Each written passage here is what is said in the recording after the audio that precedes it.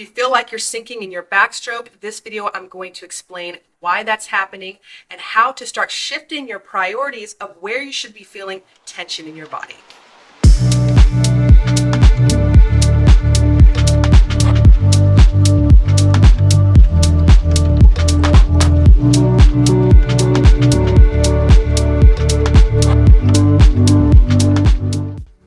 Hey swimmers, welcome back to the Swim Bites channel. I'm Coach Mandy, and today's quick tip video is on backstroke and where you're supposed to be really feeling tension and where you're not supposed to be feeling tension, because that would add to a sinking body position, which increases your drag, and it just does not feel comfortable. Now, before I get started, if you are new to the channel or you've been watching my content, be sure to hit the subscribe button below. That way you stay notified for new and exciting content weekly and you show your support. All right, let's get into this video on why this is occurring and steps on how to correct it. When swimming backstroke, the important focus is to always emphasize extending your body line. In this demonstration, the reason why my hips are sinking is because I am not prioritizing extending and I'm not activating the correct muscle groups in order to keep my body line on the surface, as you see that I've corrected right here. So just in a moment, I'll explain further. When swimming backstroke, the reason why your hips sink, as you see in this freeze frame, is because I've completely let go of my core and allowed my legs to disengage. So they're floating, they're relaxed, but they're a little too relaxed. Also, what happens is I put way too much tension in my hands, in my extremities, in my arms and my hands. What that does is it causes the body line to sink, which then you end up fighting more resistance in the water, and it does not feel comfortable. So how do you correct this very common habit with backstroke? It is activating the opposite, which is your core, glutes, and your back to be able to correct your body line to sit on the surface of the water.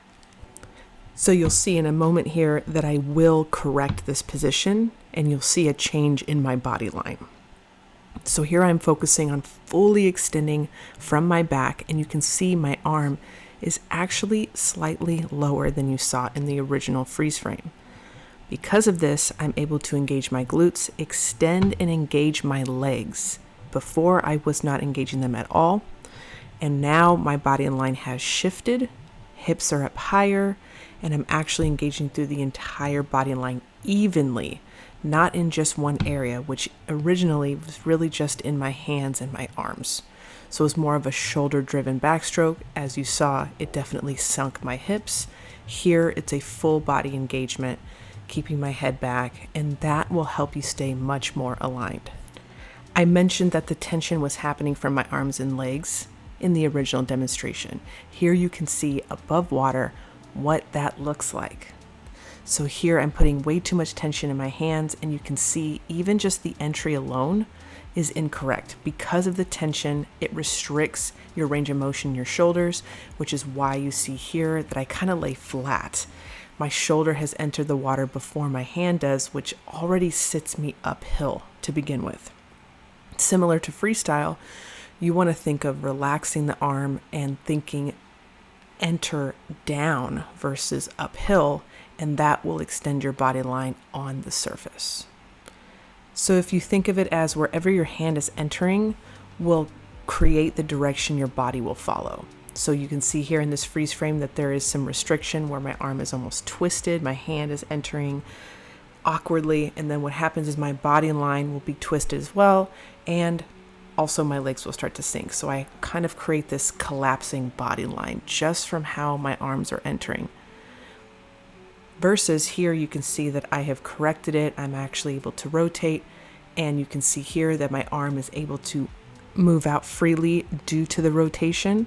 And you can see with my left hand is that it's entered downhill, as you saw in the underwater demonstration, versus it landing flat and higher than my shoulder line. That's an indication that my body line is on the surface, it's aligned, it's streamlined, and there's no sinking legs. Here's an underwater demonstration going through this again, so you can see the collapsed body line. My legs are way too relaxed, they're not engaged, my core is not engaged, and I'm pretty much just driven from the shoulders versus here I fully extended and lengthened my body line, activated my glutes and my legs, and that is what is contributing to my body line staying higher on the surface, avoiding that sinking leg feel. So again, here, if you're practicing backstroke and you're struggling with moving forward, most likely this is occurring in your own swimming.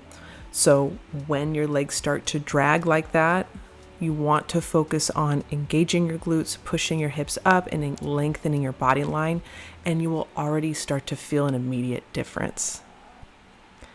And remember, if you start to feel that your legs are sinking, you can still recover from it, but it's much easier to push off aligned first, just like you see in this freeze frame here, and that will set you up to be able to swim a length or more with ease, and it will feel so much more relaxed. Okay, swimmers, you can start incorporating a couple of these quick tips the next time you go to the pool, and let me know how it goes in the comments below. Now, if you are serious about improving your backstroke technique and other strokes as well, hit the pinned comments below and join my Swim Vice program today. You will have access to different courses on freestyle, speed, turns, backstroke, and so much more. You can also access swimvice.com for more resources to help with your swim training. All right, swimmers, enjoy your practice, and I will see you all next week.